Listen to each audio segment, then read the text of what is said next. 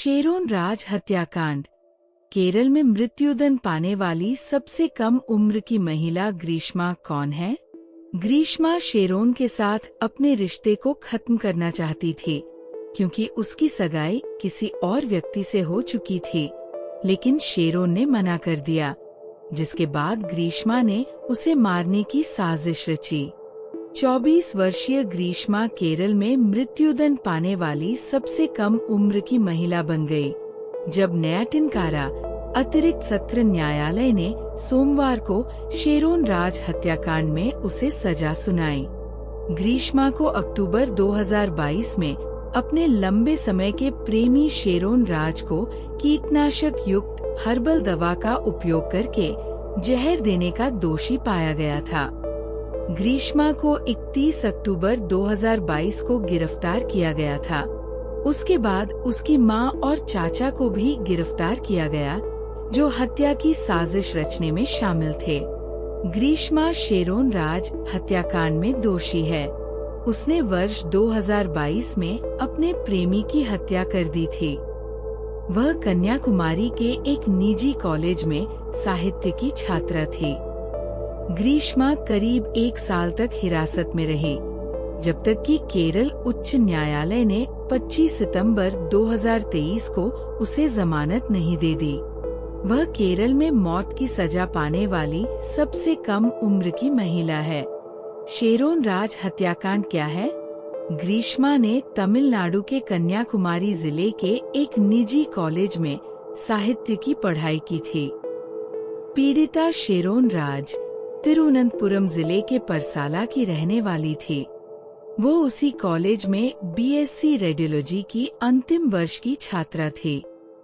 दोनों 1 साल से अधिक समय से करीबी रिश्ते में थे। ग्रीष्मा अपने रिश्ते को खत्म करना चाहती थी क्योंकि उसकी सगाई किसी और व्यक्ति से हो चुकी थी, लेकिन शेरोन ने मना कर दिया, जिसके बाद ग्रीष्मा ने उसकी हत्या की साजिश रची।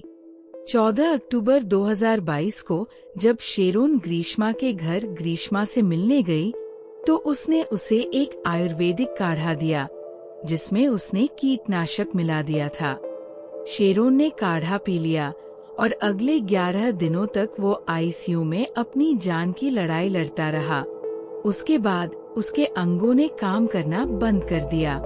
मजिस्ट्रेट के सामने अपने बयान में शेरोन ने ग्रीष्मा का नाम लिया और बताया कि उसने ग्रीष्मा द्वारा दी गई हर्बल दवा पी थी।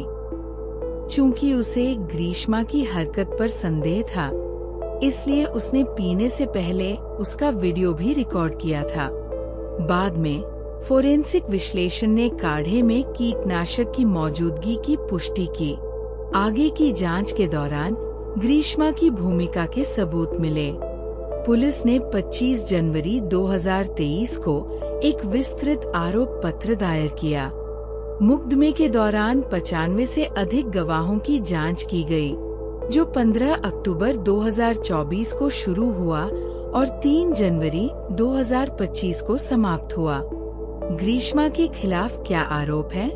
विशेष सरकारी अभियोजक वीएस विनीत कुमार ने आरोप लगाया कि ग्रीष्मा शेरोन के साथ अपने रिश्ते को खत्म करना चाहती थी क्योंकि उसके परिवार ने केरल के किसी अन्य व्यक्ति से उसकी शादी तय कर दी थी।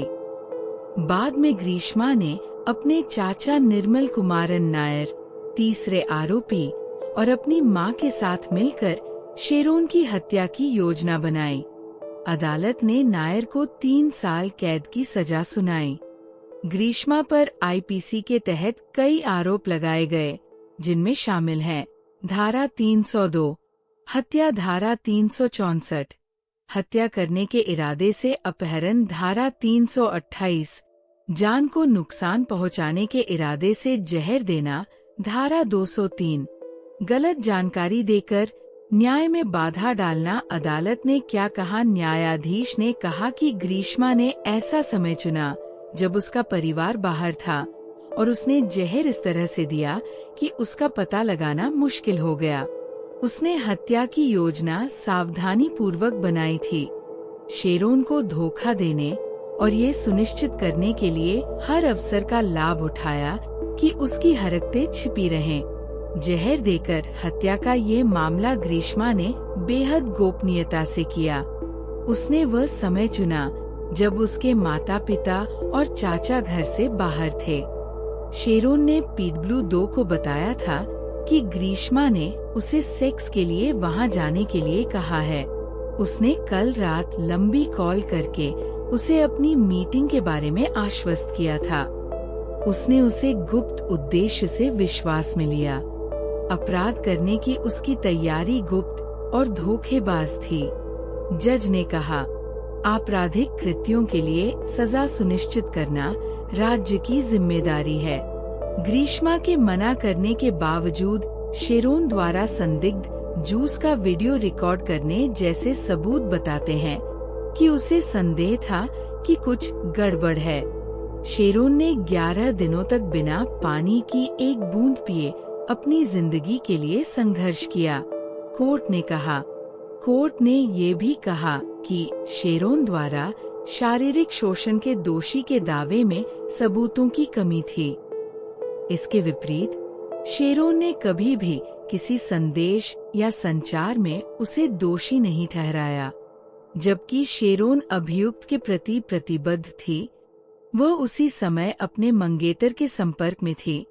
कोर्ट ने कहा, ये देखते हुए कि किए गए अपराध की गंभीरता के अलावा दोषी की उम्र पर विचार नहीं किया जाना चाहिए।